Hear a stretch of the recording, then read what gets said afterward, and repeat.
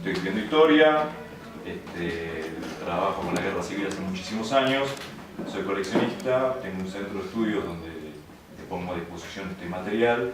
Hay muchos de los que están acá que me conocen quizás porque yo subo en una fanpage de la Biblioteca de la Guerra Civil Española, que se llama. Yo vengo de familia española, mi bisabuelo exiliado, marino mercante, prisionero en Rusia, paradójicamente, si quieren después alguien les puedo explicar. Mi papá también español, así que mi abuela exiliada acá también por la guerra. Así que digamos, esta muestra junta muchas de esas cosas mías, digamos, así que en principio agradecerles a todos que estén acá, porque para mí es algo muy importante. No necesariamente los cuadros y las figuras tienen algún correlato con los documentos que están acá presentes, pero la idea general de la muestra se llama Itinerarios intelectuales y militantes del 36 al 39, que es el periodo de la guerra. Es tratar de mostrar un cierto gris o matices o cruces en esos itinerarios intelectuales entre España y Argentina. Vamos a empezar por los cuadros, entonces. Que es uno de los que más me gusta a mí personalmente, es Alvear, no sé si uno lo pudo llegar a reconocer. Ahí, por detrás de Alvear, dice un paredón Frente Popular como pregunta. Esto es una invención, no es algo realmente insistente, pero en realidad me gusta empezar por ese porque plantea un eje que es esta cosa de la ambigüedad. Alvear fue candidato en el 37, candidato, el radicalismo estaba proscripto al principio de la guerra civil, y el comunismo, que después del 35, del cambio de estrategia hacia la estrategia del Frente Popular, de un cuestionamiento anterior de guerra de clase contra clase, que planteaba un enfrentamiento más fuerte con la burguesía, cambia en el 35 la estrategia de la Internacional Comunista hacia una estrategia de creación de Frente Popular, que uno podría decir tiene una continuidad hasta el día de hoy. Y paradójicamente, y es algo que no se conoce mucho, apoyó la candidatura de Alvear, estereotipando un poco, caricaturizando un poquito la situación. Me parece que nosotros, en Argentina hay una idea de Alvear, ya por la avenida misma, como un oligarca, ¿no? Un oligarca, gracias. Gracias que lo diga vos, porque estoy siendo filmado. Pero es una figura muy fuerte vinculada a la aristocracia, más allá de la historia del radicalismo, que después cuando vemos, alguien puede corregir, cuando vemos en su política práctica, más allá de su estirpe personal, su carga intelectual o personal, el radicalismo no tenía ese perfil tan firme como el estereotipo que nosotros tenemos hoy de él. Pero sí resulta bien chocante y paradójico que el Partido Comunista haya apoyado la candidatura de Alvear, ¿no? Entonces, ahí se plantea como un frente, es un frente popular, y en realidad yo puse acá la revista Hechos e Ideas, que es una de las pocas revistas intelectuales que el radicalismo ha tenido, digamos, no tiene una producción intelectual y y reflejada en una revista. La proscripción después del golpe del año 30 y la voluntad de volver a tener acceso a las elecciones y demás, quizás genera esta posibilidad de que se dé esta revista, pero el hecho concreto acá es que ya está en la tapa, por eso dice acá, dice Los procesos de Moscú, y firma Víctor Serge. Esto es del año marzo del 37. El ofrecimiento de formar parte del Partido Comunista es de finales del 36. El radicalismo contesta de esta manera. ¿Qué significa esto? Víctor Serge es uno de los exiliados junto con Trotsky, perseguidos por el stalinismo, digamos, y los radicales le ponen esto de acá. O sea, se niegan al apoyo del Partido Comunista en su propia candidatura. Lo interesante es que se intenta conformar un frente popular que no fructifica y finalmente el Partido Comunista sigue con su apoyo y digamos, apoya, digamos, hay carteles, en el archivo del Partido Comunista Argentina hay carteles vinculados a ese apoyo y demás, pero bueno, tiene que ver con esa estrategia fijada por la Internacional. Hago un breve paréntesis, queda un poquito alejado, pero si pueden ver aquella chapa que está ahí, esa chapa, si la ven, es una chapa de la Chade, pero está vinculado con esto del vegano. La Chade es la empresa de electricidad, por eso la chapa. El que está pintado ahí es Francesc Cambó.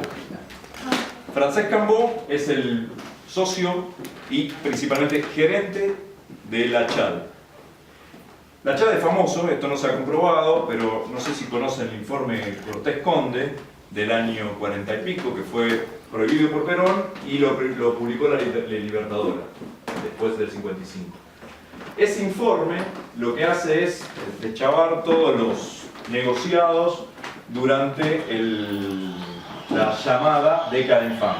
Francesc Cambó es el principal instigador de la propaganda franquista en el mundo. Francesc Cambó es un catalanista de derecha, muy conservador, que entre otros libros desesperadamente quiso publicar este libro, que se llama La persecución religiosa en España, con un poema prólogo de Paul Claudel. No sé si alguien sabe qué es Paul Claudel, pero es alguien, digamos, de la derecha, fuerte, un intelectual de derecha. Y un gran poeta. Y un gran poeta. Hay una frase, ojalá que se pudiera escribir como Paul Claudel, pero no pensar como él.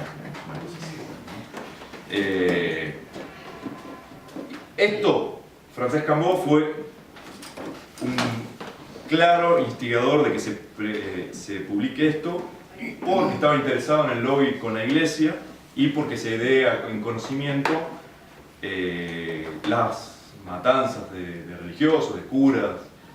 Digamos, no sé ustedes hasta dónde saben que en España inmediatamente, digamos, esta idea de que el golpe vino a prevenir la revolución, pero lo que hizo es generar la revolución. O sea, el proceso inmediato posterior al 18 de julio del 36, lo que pasó fue un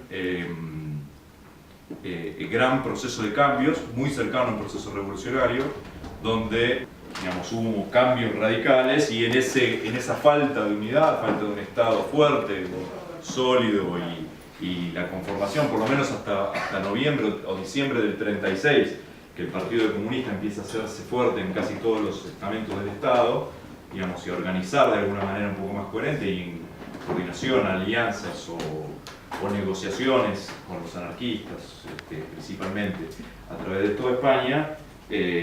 Todo ese periodo primero hasta diciembre del 36, desde julio del 18, fue un periodo bastante tenso donde uno podría decir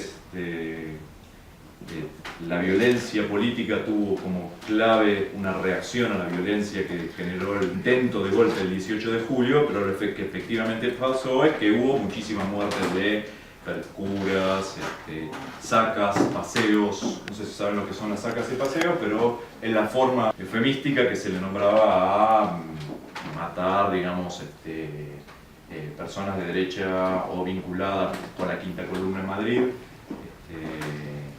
Se los paseaba a la noche, se los sacaba y se los liquidaba, digamos. Entonces, ¿Qué año fue eso? 36. Esto que estoy hablando es como el periodo, digamos, sí, pero el interés de Francesc Cambó era, primero, acercarse a Franco a través de un aparato de propaganda que Franco no disponía hasta ese momento, aportarle esa negociación, y esto tiene una unidad que va a terminar con aquello que está ahí, que son los intelectuales españoles en relación con Argentina, que después lo voy a decir, pero Francesc Cambó y Joan Sterling, que es su mano derecha en el equipo de propaganda y es el ejecutor de toda esta campaña propagandística alrededor del mundo, tiene una fuerte vinculación con todo lo que se llamaría los liberales españoles, que la mayoría son exiliados en París, que tienen una relación directa con Argentina, mucho más de lo que cualquiera sabe. Pero bueno, Francesc Cambó compra o dona la Casa Radical del Comité Capitales. Sí, el Comité Capital. El Comité Capital Radical. No sé si lo conocen. Es conocido como la Casa Radical. La Casa Radical. Ahora es el Comité Capital. ¿En qué dirección es? Eso es Tucumán 1600. Tucumán 1660. Dona esa Casa Radical, pero además es sabido que aporta a todos los concejales de del gobierno de la ciudad para continuar ese proyecto por 15 años. O sea, una extensión de una concesión totalmente inaudita. ¿Sí? Y yo quiero demostrar acá es como una contradicción, ¿no? Y Alvear siendo apoyado por el Partido Comunista y al mismo tiempo recibiendo dádivas, digamos, gracias por la palabra, de Francesc Cambó, principal apoyo de la campaña propagandista por parte de Franco. Y con intereses totalmente vinculados económicos con la Argentina. ¿Sí? O sea, Francesc Cambó, una de las principales fuentes de origen de sus recursos económicos, venía de los negocios de la Chávez, o sea, de la Compañía Eléctrica Argentina. ¿Sí? Entonces, por de ahí la importancia económica que tiene todo este conglomerado. Cambó no terminará bien con Franco, terminará exiliado y murió en la Argentina. Si murió en el 56, llegó a conocer el informe de Cortés Conde, que seguro lo conocía de antes, pero la publicación y divulgación. Pero, para generar alguna polémica con la compañera peronista que está por ahí, digamos, durante el peronismo este informe fue proscripto porque Francesc Cambó continuó, digamos, al frente y la Chade, al frente del peronismo con la compañía eléctrica. ¿Sí? Bueno, acá está este otro, ahora ha salido un libro hace poco, no lo traje, una chica argentina, ya no me acuerdo, una historiadora, que muy cuál es el nombre, bastante interesante, pero que con respecto específicamente a la guerra civil juega un papel, digamos, que después lo voy a terminar también con los liberales españoles, bastante problemático. En principio publica en el 32 esta edición primera de Romancero Gitano de García Lorca. García Lorca viene en el 33 a la Argentina, se arma un gran revuelo, García Lorca presenta el teatro en la Argentina, digamos, es una figura muy destacada, querida por todos. Hay mucha polémica respecto de sus posturas políticas, ¿sí? Tenía amigos por todos lados. Tenía amigos en Falange, de hecho a él lo capturan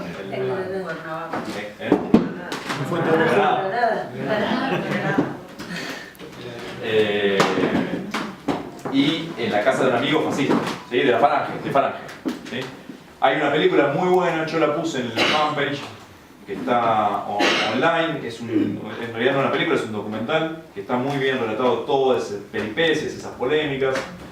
Bueno, se lo identifica como vinculado con el comunismo, tenía relaciones con el comunismo, tenía muchos amigos del comunismo, acá lo publica Sur. ¿Sí? Lo que quiero decir es, ahí acá, digamos, no necesariamente es una figura, digamos, estrictamente vinculada al Partido Comunista. Es una figura que trasciende y mi opinión, puede ser polémica, es que para mí, digamos, y lo que yo he visto en los escritos de él, en las exposiciones y demás, era una persona que hacía una valoración del arte más allá de cualquier posición política y es más de la postura del arte por el arte, donde, digamos, la postura intelectual, por supuesto hay una simpatía general, ideológica, pero no necesariamente vinculada a algún partido político. Bien, Sur, que es Victoria Ocampo, digamos, es uno de los primeros libros, cuando justamente lo matan a Lorca, que es el 18, lo asesinan, 18 de agosto. Es un cimbronazo de Argentina eso. O sea, Lorca cuando viene en el 33, 32-33, 34, tracciona muy fuerte.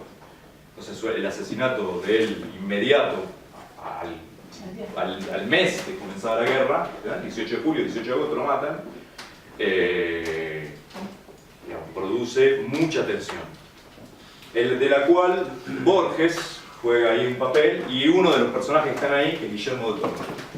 Este que está ahí abajo primero, Guillermo de Torre es el secretario de redacción de Sur hasta el 37, que se abre y termina fundando junto con otro redaccionista, con Lozada, que es una postura que esa tensión, y en el cual Lorca juega un papel muy importante, se manifiesta al interior de la redacción de Sur.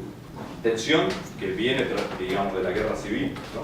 Una tensión muy fuerte de, bueno, acá no se puede ser tibio frente a esta situación. Digamos, el liberalismo, o la postura más liberal, de la cual Victoria Ocampo más era, claramente expresión cultural, planteaba, digamos, una posición intermedia entre los dos bandos, ¿no?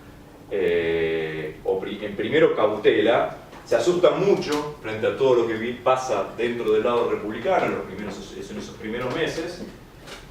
Y acá yo traje un documento, que es el documento del PEN Club, documento que se hace con Justo, digamos, congreso que se hace cerrando lo Justo, en el cual, y esto no se conoce mucho, participa activamente Joan Esterlich. ¿Quién es Joan Esterlich? La mano derecha de Francesc Cambó. Raúl González Tuñón termina participando con un grupo de intelectuales, y otro que no traje, pero está acá, es el Cayetano Córdoba Urtuburu, que va a España como vocero del diario Crítica, pero en realidad va a participar del Congreso en Valencia de Intelectuales Antifascistas junto con Raúl González Tuñón,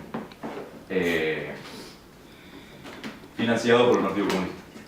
¿Sí? O sea, el Partido Comunista es el que apoya ese movimiento, y ellos, ambos, principalmente Cayetano Córdoba Urtuburu, va a ese congreso. Cayetano Córdoba Urtuburu, anecdótico, pero no anecdótico, el Che Guevara se cría en Córdoba, en parte es el hermano de la madre, en parte en un clima de discusión de la guerra civil. La biografía del Che lo muestran bastante, pero muy poco, porque es una figura muy importante que no se la ha valorizado mucho en el campo intelectual argentino.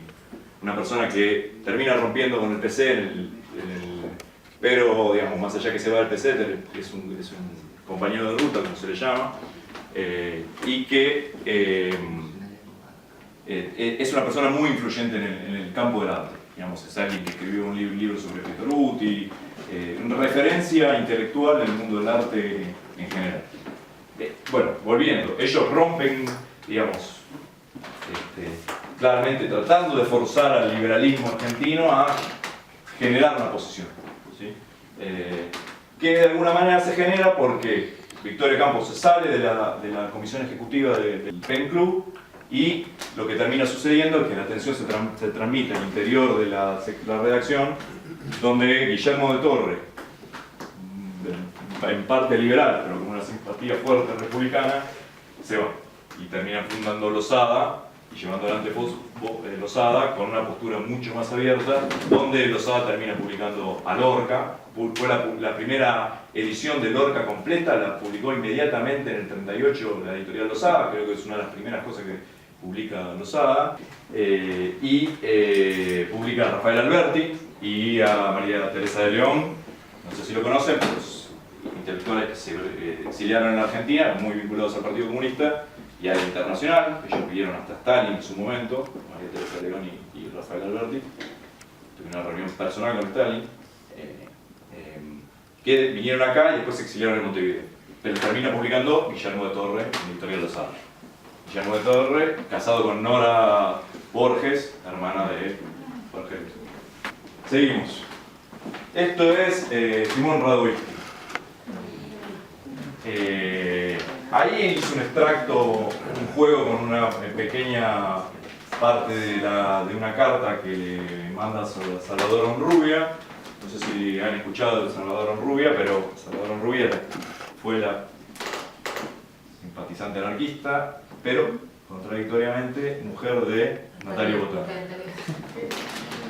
Natalia Botana no está acá, estaba en el plan, yo no llegué, prometo hacerlo, pintarlo, porque es una figura muy interesante y que él tendría que estar acá, que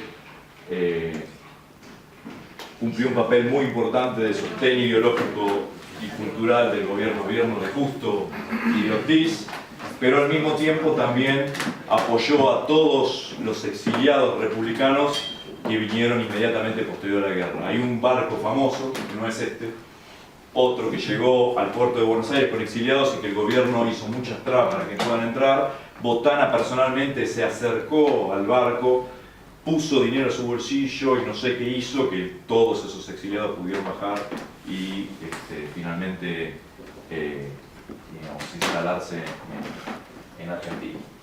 Digo, contradicciones, ¿no? Radovísky mata a César Falcón, es indultado por Irigoyen, sale de la cárcel después de 15 o 20 años de prisión, se va a España. Acá hay una cosa, a diferencia del PC, o inclusive del Partido Socialista. Ahora voy a hacer un breve paréntesis, que Magalí me lo señaló muy preciso eso, sobre el Partido Socialista, voy a hacer una mención que está faltando en la boca. El anarquismo no tenía una postura de mandar orgánicamente a los militantes a España. Sí hubo alguna cosa, digamos, allá el primero de todos que está allá es Horacio Badaraco. Horacio Badaraco del parte del grupo Spartacus, que son considerados como una etiqueta, si podríamos nombrarlo, el anarcocomunismo. Participan directamente en la guerra civil, participan en la redacción. Hay otro que está faltando acá en el anarquismo, que es Diego Valdez Santillán, los cenetistas. Pero, a diferencia del PC, que orgánicamente puso absolutamente todo y canales de militancia para llegar a España militar, el anarquismo, bueno, un poco en consonancia con su pensamiento, no tuvo una postura, porque la postura era la lucha hay que darla acá y no mandar militantes hacia allá. ¿Sí? La lucha es acá, mientras que podamos dar la lucha acá a favor de la República, eso es lo importante. Y no, digamos, de quedarnos sin militantes acá para mandarlos a combatir allá. Que inclusive Diego Valdez Santillán llegó a decir, no, tenemos, acá lo que nos sobran son militantes, no queremos militantes, queremos dinero, recursos, armas. Eso es lo que nos está faltando. Entonces esa es una postura del anarquismo que, bueno, quise plasmar un poco en eso. Y ese es un extracto de la carta, producto de, obviamente, dice, los comunistas ya están hablando como si fueran los dictadores de España, ¿no? Una parte de esa carta, Salvador Rubia.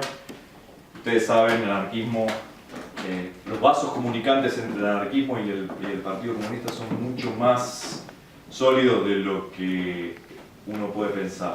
Digamos, se fueron acercando muchas posiciones y hubo una negociación. Mi postura es que el comunismo llegó, digamos, el Partido Comunista de España llegó a entender fuerte que era un movimiento que no podía, digamos, ir contra él y con el cual tenía que acompañar, y también el anarquismo se dio en darse cuenta que el principal apoyo económico, en armas, estructura, era el PC español, y por tanto, digamos, ahí en algún momento, más allá de tensiones y más allá de los hechos de Barcelona del 37, que sí son significativos, digamos, hubo muchos vasos comunicantes. Entre algunos de ellos, una figura que está ahí representada en la acuarela, que es Juan García Oliver, fue ministro de Justicia del gobierno de la República, nombrado si no me equivoco, el 6 de noviembre, cuando los anarquistas forman parte del gobierno. Es el único histórico ministro de Justicia anarquista. Un oxímoron, uno podría decir, una contradicción absoluta, un ministro de Justicia anarquista. Él tiene un libro muy interesante que se llama El eco de los pasos. Por ahí le andan diciendo el ego de los pasos, porque es una personalidad muy fuerte y que se los recomiendo. Digamos, hay una reseña en la fanpage bastante extensa que yo hice en su momento, porque es un personaje que me fascinó. Este es el general Osorio. Lo pinté porque hasta ahora son muchos retratos y en realidad esto juega un papel importante porque, y esto sí está conectado con mi historia, digamos, de alguna manera, porque es un barco de la compañía naviera Ibarra. Acá hay un boleto original de la compañía naviera Ibarra, donde está la foto de este mismo barco. Este barco viene acá, pero llega después de recalar por otros puertos en Río de Janeiro y en Montevideo, donde no nos dejaron parar, porque fue un barco tomado por las tripulaciones y tenían capturada a la comandancia del barco. Entonces, como eran considerados unos barcos en rebeldía, los puertos de Brasil y de Uruguay no los quisieron recibir.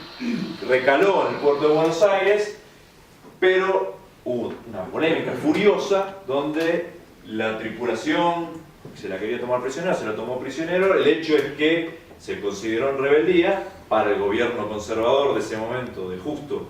Digamos, esto era una afrenta, y entonces se los tomó prisioneros y el barco quedó recalado en el puerto de Buenos Aires hasta el final de la guerra. Una infernal lucha judicial entre la compañía Ibarra y el gobierno de Buenos Aires, en una posición ambigua, tanto Justo como Ortiz. Digamos, más Ortiz tenía una relación muy cercana al gobierno franquista, pero como su principal aliado era los ingleses mantenían esa posición de neutralidad ambigua, en realidad con un apoyo, coincido esto, con un apoyo, digamos, en realidad financiero por detrás de Franco, muy fuerte. No sé si ustedes recuerdan, acá no está, no es parte de la muestra, pero el avión que lleva a Franco de Canarias a Marruecos es un avión inglés, ¿sí? Financiado por un piloto y piloto de los servicios de inteligencia ingleses. Es un tema que todavía en España no se habla mucho, hay algunos libros que están vinculados a eso, pero en esta tónica de ver esos grises, ¿sí? Hoy pareciera, ¿no?, el estereotipo del inglés más neutral, digamos, y pro-republicano, no es tan así. ¿No? Y el gobierno argentino seguía esa línea política de política exterior, entonces no se involucraba en la guerra, pero en realidad por debajo había muchos vasos comunicantes. Acá hay, y lo dibujé, que es Logendio, que es este muchacho que está acá, que se reunía permanentemente, directamente en casa de gobierno, tanto con Justo como con Ortiz. Y jugaron un papel muy importante en que fueran prisioneros los tripulantes de este barco, y el barco quedara ahí, y después el juicio terminó muy rápidamente después de la guerra y fue restituido a la compañía Ibarra. La compañía Ibarra fue, mi bisabuelo, que era contramaestre, fue uno de los barcos tomados por las tripulaciones. Los barcos transportaban cosas desde España a Odessa, en Rusia, y de Rusia a España, y en un hecho, digamos, todavía muy poco estudiado. Hay una historiadora amiga que trabajó el tema y publicó un libro muy interesante por la editorial RBA en España, donde 14 barcos españoles fueron tomados por los rusos, tomados prisioneros sus tripulaciones y mandados en muchos casos a los Gulag, entre ellos mi bisabuelo. Así que eso tiene alguna importancia, digamos, de vinculación, y por eso la importancia de este barco. Este sujeto, no sé si alguien sabe quién es. Perdóname, yo me quedé colgada con otra cosa. Dale. Federica Mosselli, ¿no era anarquista también? Sí, Ministra de en Trabajo. la misma línea de Diego Vaz de Santillán. Era ministra también. Era ministra de Trabajo. si no Trabajo recuerdo. Social o algo así. Sí. Tengo una especie de obsesión con él, porque ahora estoy escribiendo sobre él, voy a presentar algo dentro de poco sobre él. Hay tres cosas, hay uno acá, otro allá y otro acá. Candevila, ¿no? Victorio Codovila, que es el dirigente máximo, secretario general del Partido Comunista hasta 1970 en la Argentina, y un personaje que no es muy valorizado porque jugó un papel central en la Guerra Civil Española. Victorio Codovila fue el delegado de la Cominter, de la Internacional Comunista, en España. Era el jefe máximo del Partido Comunista, era el que dirigía las reuniones del Comité Central del Partido Comunista y el que puso y nombró a José Díaz el secretario general del Partido Comunista y el impulsor de Dolores Ibarburu, entre varios otros dirigentes del PC. Yo estaba esperando que la mencionaras, a la pasionaria. A las pasionales. Acá hay un libro, No Pasarán, que fue uno de los libros de propaganda que se publicaron acá. La frase se la atribuye a ella, pero no es de ella, es de una frase de Verdún, creo. Sí, señor. ¿Quién lo había dicho, te acordás? Un general francés, creo. Pero es de la Primera Guerra Mundial. Digamos, en realidad es un hecho anecdótico, porque quien lo hace famoso es ella, digamos, ¿no? O la estructura propagandística del PC español hace de la figura de Dolores Ibarburu una importante, con mucha razón, porque claramente Madrid se consolida como una fosa frente al avance del fascismo gracias al inmediato apoyo del Partido Comunista Español y de la estructura del Partido Comunista Español en la defensa de Madrid. Entonces esto, digamos, más allá de objeciones o cuestionamientos al partido, claramente el partido juega un rol central, ¿no? Pero bueno, digamos, esa es la importancia de que un argentino, en realidad Victorio Codovila no es argentino, es italiano, vino acá a los 18 años, si no me equivoco, llegó en 1912, pero militó en el Partido Comunista y fue parte de la escisión del Partido Socialista Argentino que termina fundando el PC. ¿Sí? Entonces, bueno, un argentino cumplió un rol clave en la Guerra Civil Española, ¿sí? Que es él. No fue un militante, quizás como puede decir uno Radovicki, que fue un militante más, con mucha trascendencia de conocimiento acá, pero en España, digamos, fue un militante más. Este que está acá es Ochowski, y está al lado de Codovila porque hubo una interna feroz entre ellos. Creo que la nieta se llama Graciela, si no me equivoco. Traje el libro de ella. Hizo también una genial biografía de Jacobo Tiberman. Escribió un libro sobre él, sobre el abuelo de ella, que es el famoso capitán Ortiz, comandante argentino, comandante de una brigada, la 15 Brigada Española. O sea que militante del Partido Comunista, llegó a un alto puesto jerárquico en la estructura militar del Ejército Popular Republicano. Y esa es la importancia de que esté acá. Este muchachito que está acá está caricaturizado de alguna manera porque es Sánchez Orondo. Personaje nefasto, ahí sí no te uso la palabra para otro lado, digamos, porque es el promotor de la ley contra el comunismo que terminó no saliendo, pero que se discutía en esos años. Al mismo tiempo que había, digamos, esta tensión de la guerra civil se trasladaba a la Argentina, Sánchez Orondo, digamos, era el impulsor del nacionalismo feroz, queriendo impulsar esa ley que finalmente no prosperó. Bueno, acá está Durruti, está ahí porque me gusta, no tiene ninguna importancia con la Argentina. Durruti vivió en la Argentina, digamos, estuvo en la Argentina, robó la Argentina, robó en Chile. Yo creo que se llama Gregorio de la Madrid, si no me equivoco, pero es el embajador argentino en España. Ese buen muchacho estaba vacacionando el 18 de julio en el País Vasco. Se quedó en el País Vasco, porque quedó en una zona donde no corría tanto riesgo yendo para Madrid. Pero lo interesante es que la embajada argentina en España jugó un papel en clara línea con la postura del gobierno nacional en ese momento, muy fuerte. Primero, recibió muchísimo, todas las embajadas en Madrid recibían refugiados, ¿sí? Se genera el intento de golpe, Madrid es tomada por los milicianos, se empieza la represión, entonces todas las personas que de alguna manera tenían vinculación con la falange, con la derecha, con la monarquía y demás, eran perseguidos. Los que pudieron no escaparse, las embajadas estaban llenas de refugiados. La Argentina fue, creo que, a ver si alguien tiene este dato, que fue el negociador Isabel Ramos. Gracias. Premio Nobel de la Paz. Era tanto lo que quería defender su prestigio, que entonces siendo Premio Nobel de la Paz, canciller argentino del gobierno de Justo. Lo tuvo después igual el Nobel. ¿Lo tuvo después el Nobel? No. Gracias a la negociación de la guerra del Chaco. Claro, de la guerra del Chaco, pero fue... Creo que fue simultáneo. Sí, creo que fue antes de la guerra. Entonces él quería... No, claro, sí. La guerra 32-33 fue la guerra del Chaco. Claro, lo que estabas contando vos, el galardón del Nobel, creo yo, no tengo la fecha exacta, pero me parece que fue después.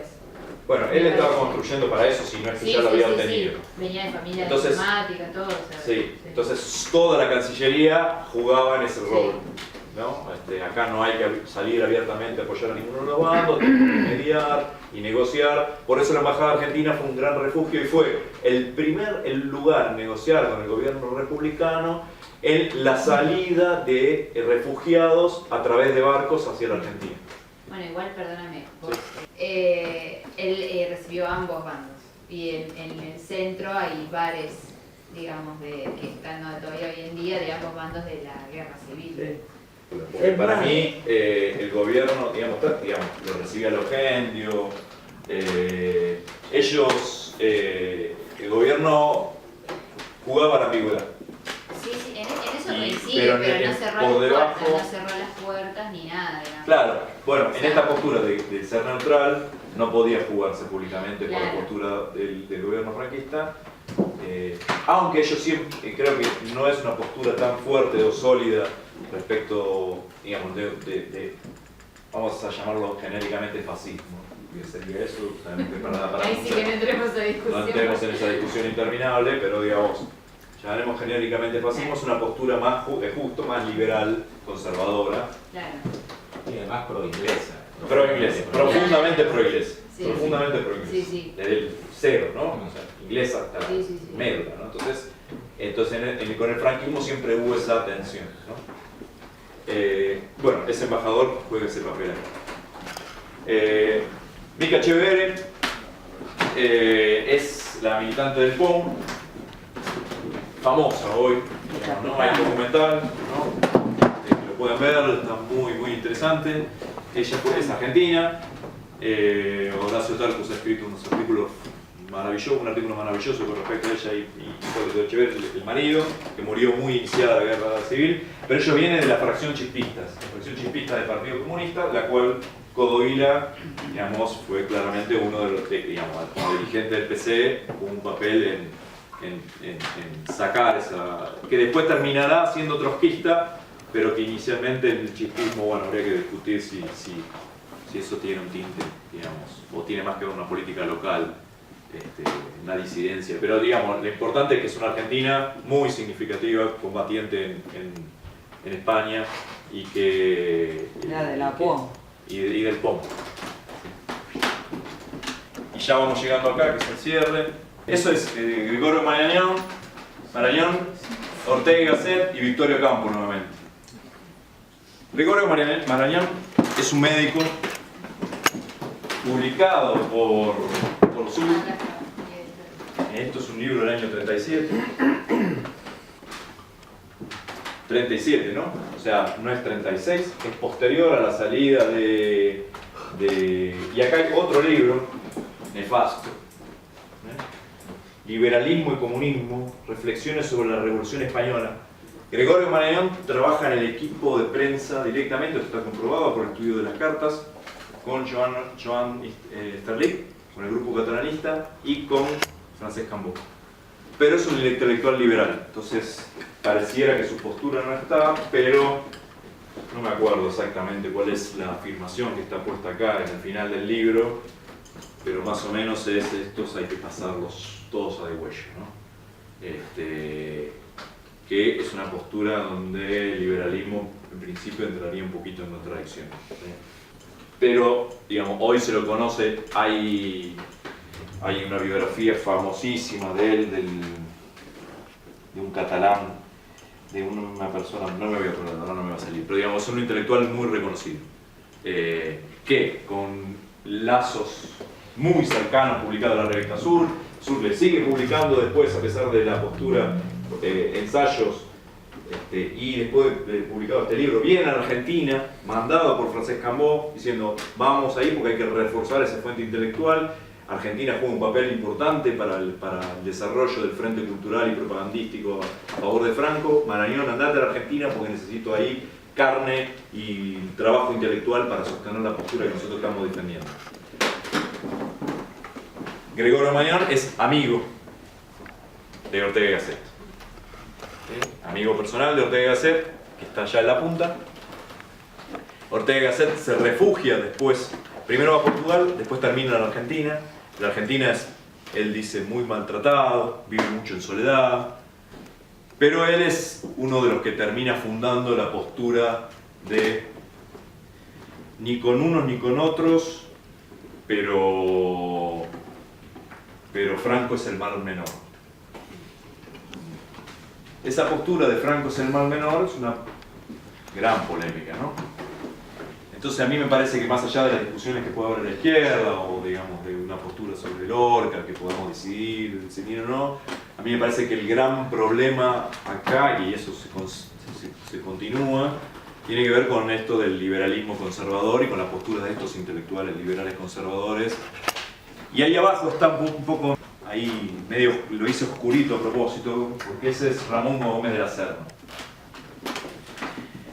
Gómez de la Serna es del surrealismo, o sea, el claro, digamos, expresión de la vanguardia española literaria. Es el supremo, digamos, creador de la vanguardia literaria española.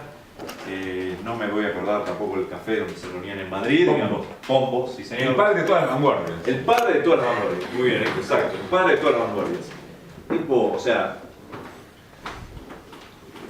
viene a la Argentina, asustadísimo por los paseos y las sacas de Madrid, se escapa y aunque al principio termina una posición antigua, termina claramente apoyando al franquismo. A tal punto que Guillermo de Torre le escribe una carta, por eso está ahí al lado, Guillermo de Torres le escribe una carta diciendo, bueno, esto es inaceptable. O sea, hasta acá llegamos. O sea, y Guillermo de Torres es una persona con vasos comunicantes hacia todo, digamos, ¿no? O sea, él quería tener una postura muy abierta, de diálogo, contenedor, publicaba todo el... Pero dijo, no, esto no. Y bueno, ahí arriba, digamos, está García Lorca, porque tiene que estar arriba, ¿no? Sí. Y bueno, y yo quería, y cierro con Stalin, digamos, porque me parece que es la gran figura que genera mucha polémica del lado republicano. Uno puede decidir, hay un solo bando republicano, hay muchos sectores, ¿no? Uno se puede decir nefasto o no. Digamos, yo creo que el estalinismo tenía una posición fuerte con respecto a la posición política, que uno puede estar de acuerdo o no. Pero creo que, digamos, la República se sostuvo en el tiempo gracias al apoyo militar de la Unión Soviética. Si no, no se hubiera sostenido, Madrid hubiera caído, y más allá de su posición y su postura, en la cual Todorila fue el ejecutor máximo de esa política, digamos, un argentino fue el ejecutor de la política de Stalin en España. Fue él el que sostuvo, digamos, todo el andamiaje, y uno podría decir, bueno, también levantó la mano cuando correspondía. No sé si ustedes saben, pero digamos, Stalin termina firmando un pacto con los nazis al poco tiempo de terminar la guerra civil, y hay muchos que vinculan, esto todavía es un tema poco estudiado, digamos, pero vinculan el levantado, el apoyo o la merma, la baja de el apoyo militar soviético, porque la decisión de apoyar o unas negociaciones con la Alemania nazi ya estaban en marcha. Ese que se reparte en Polonia, y la Unión Soviética invade la mitad de Polonia, y justificado porque tiene que ver con la estrategia, digamos, europea de la Unión Soviética, con el avance del nazismo y una cooperación de muchísimos años entre alemanes y soviéticos, pero que de furioso al mismo tiempo oposición, y que en España se muestra con claridad, ¿no? Como los nazis apoyando al gobierno de Franco y Stalin apoyando muy fuertemente al gobierno de la República. Pero más allá de ese apoyo, a ver, el ejército regular republicano y el ejército quinto ejército, todo, no tenían PPSH, no tenían aviones Yak, o sea que era un apoyo político que le dio Stalin. El apoyo no le dio casi ningún apoyo militar. Es más, yo creo que uno de los grandes errores fue haberse apoyado tanto en Stalin, que terminó traicionado al frente. Esa es la realidad. Mira, yo ahí No había armamento soviético casi en la No, eso es una pregunta que corrige. Para analizar la guerra civil española hay que analizar la revolución proletaria y campesina que se desató en España. Sin ese factor, sin el factor revolucionario, no se entiende todo lo que para el reacomodamiento del fuerza y demás. En 1936, cuando Franco, digamos, sale inmediatamente se produce un cuadro revolucionario. Se producen expropiaciones, se producen comunas, juntas. Y frente a ese fenómeno es donde aparece el Partido Comunista aliado con los sectores más moderados para frenar ese proceso y para tratar de separar, desplazar al trotskismo, desplazar a los anarquistas, digamos, institucionalizar la República bajo la consigna de primero hay que ganar la guerra y después hay que hacer la revolución. Primero la unidad. Claro, primero la unidad. Y ese camino llegó, me parece a mí, llegó a la derrota, porque no se podía escindir la revolución de la guerra. Sí. Es una opinión, digamos, es el debate de la izquierda. Sí. Pero si uno no entiende que va a haber un proceso revolucionario en el medio, uno no entiende cómo se acomodaron las fuerzas políticas en España y por qué liberales, por ejemplo, porque muchos terminaron, como pasa ahora con Bolsonaro, ¿por qué terminaron en el 36 apoyando a Franco? Bueno, me parece que ante la perspectiva de la revolución terminaron del campo del fascismo, que se presentaba como un freno a la revolución.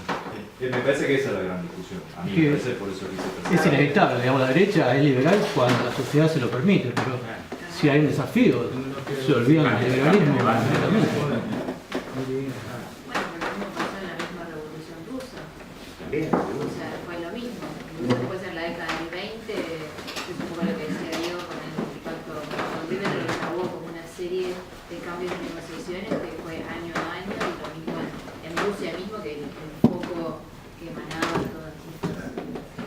recordemos que en la España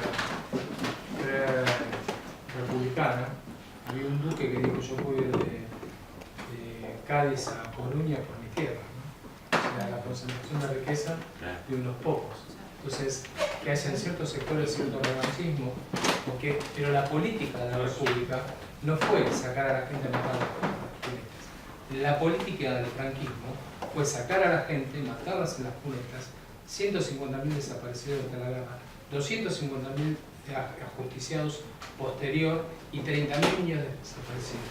Esa es la política del franquismo, la política de apoyar a los liberales, por una cuestión de dinero, de poder. Ahí no había idea. Franco era una bestia que no sabía nada de nada. No sé, generalísimo quejarse porque había represaliado en Marruecos y había represaliado en Asturias. No tenía ninguna idea de estrategia militar. No sé, no era un estratega. Perdóname, estrategia militar sí, no sé de política. Justamente él cuando llega a España, en cuanto a estrategia militar, el Tenía Marruecos otros había hecho un generales plan. más inteligentes. Bueno, pero digo, Él como Mola de haber estratega. armado todo en el- Mola le había armado todo en el norte. Franco no. No, eso es una bestia. Apenas podía ser una. Bueno, podía ser- yo Bueno, por eso iba a decir digo, eso. Yo, ahí en disidencia, sí, ahí. los hechos 30.000 No lo digo personas. para citados, los discutir, resultados no, muestran no, éxitos. Simplemente como. Éxitos de su política. Gracias.